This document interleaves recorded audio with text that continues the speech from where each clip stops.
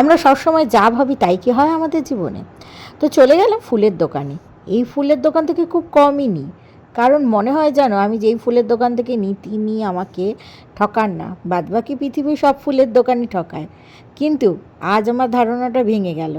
তাই সব কিছু জীবনে এক্সপিরিয়েন্স করাটা ভীষণ দরকার। কি জানি কোন মুহূর্তে তোমার কোন ধারণা ভেঙে যাবে। মনের ইচ্ছা 5টা মন্দিরে আজকে ভিজিট করব বজরংবলীর, কিন্তু মাঝখানে ঘটে গেল একটা ঘটনা। সেটা হচ্ছে হাজব্যান্ডকে ডাক্তার দেখাতে নিয়ে যেতে হবে, আর হোমিওপ্যাথিক ডাক্তার এমন গল্প জুড়ে দিলেন যে ডাক্তারখানা থেকে বেরোতে বেরোতেই 9:40 হয়ে গেল। মাঝে মাঝে এমন দিন হয় যে কাছের মানুষের সাথে গল্প করতে খুব ভালো লাগে। তোমাদের কি কি মত?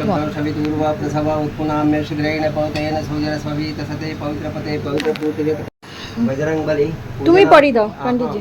ब्राह्मण से द्वारा करी से ओम माल्याग्नि सुगंधि माल्याग्नि प्रभु मया हाथानि पुष्पानि हित्वा पुष्पमाला समर्पितं मम बजरंगबली ताभ्यं नमः।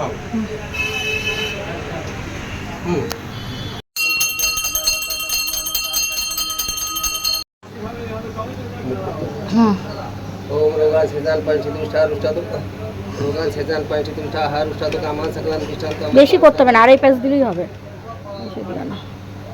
আমি তো মাঝে মাঝেই চেঞ্জ করি।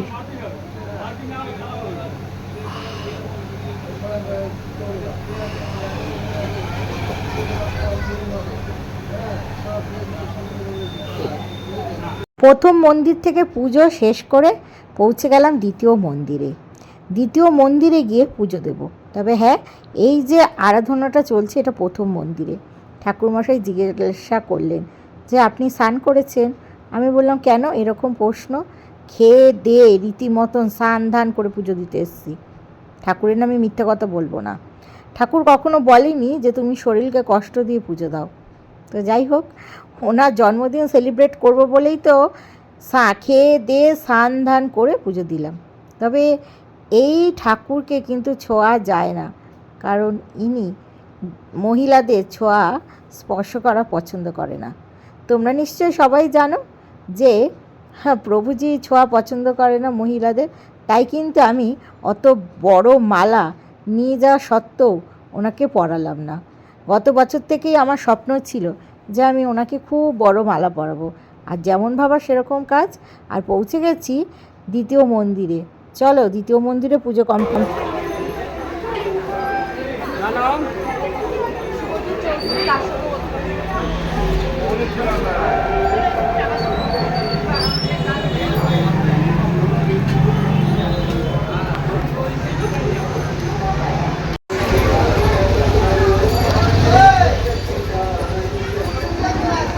पंडित जी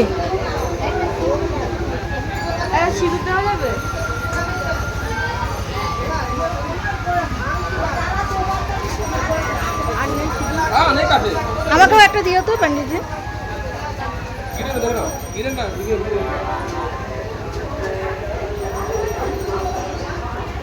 একটাই দাও, একটাই দাও, শুধু শুধু দুটো নিয়ে লাভ নেই। এটা তো পড়বে, ধরি না ঠাকুরকে দেবে, এটা নিয়ে যেতেই প্রবলেম। হ্যাঁ হ্যাঁ, সেটাই হচ্ছে গল্প। দাও তোমার হাতে একটা টিকা পরি দাও, একটা টিকা একটা দাও, তুমি একটা দাও, কি আছে, কোনো ব্যাপার। স্টেশনের পাশেই মন্দির যেহেতু, তাই এক্সপ্রেস ট্রেন দেখতে দেখতে মন্দিরের পাশে দাঁড়িয়েই পড়লাম প্রসাদ নেওয়ার জন্য। এই যে আগের পরের বাচ্চাগুলো বলছে বাপরে কয়েকটা মানুষ চিটিং করে ঢুকছে। আলো ভগবান কিন্তু সব দেখছে। শর্টকাট লাইফে অ্যাপ্লাই করবে না। শর্টকাট যখনই অ্যাপ্লাই করবে খুব তাড়াতাড়ি পৌঁছে যাবে, সেটা ঠিক কথা। তার সাথে কত দূর সেই তুমি ধরে রাখতে পারবে সেটাও কিন্তু একটা বিষয়। ভগবান দেখছে, তাই তাদের জন্য মার্কসটা কিন্তু ভগবান কমিয়ে দিচ্ছে। অনেকেই ভাবতে পারে এ বাবা ফুটপাত থেকে প্রসাদ দিচ্ছে। ভাই ফুটপাতেই তো প্রসাদ দেয়, আর এখনকার বাজারে এই রকম লুচি আলুর দম আর পায়েস এ কি ছাড়া যায়? তো যাই হোক, এইবার তৃতীয় মন্দিরে পৌঁছেই গেছি। এখানে পুজো দেব। তবে হ্যাঁ, হাজব্যান্ডকে ডাক্তার দেখানো হয়ে গেছে। হাজব্যান্ড বলছে আর কি দরকার, একটা মন্দিরে তো পুজো দিয়েছো।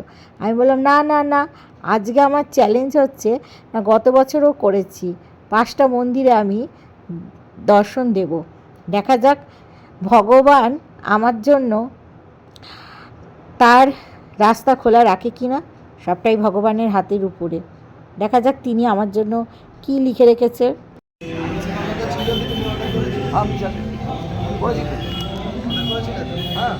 মনে ভয় যে হাজব্যান্ড বারণ করলো, তারপরেও আমি 5টা মন্দিরে যা চ্যালেঞ্জ রেখেছি, আর ঘড়িতে রাত্রি 10টা বেজে গেছে। রাস্তা একদম মানে খুব জোরে জোরে গাড়ি চলছে, মহিলা সংখ্যা কম, প্রাণে ভয়ে আছে। ঠাকুরের নাম ডাকতে ডাকতে 5টা মন্দিরে তোমাদের পৌঁছেই দিলাম। কেমন লাগলো ভিডিওটা কমেন্টসের মাধ্যমে অবশ্যই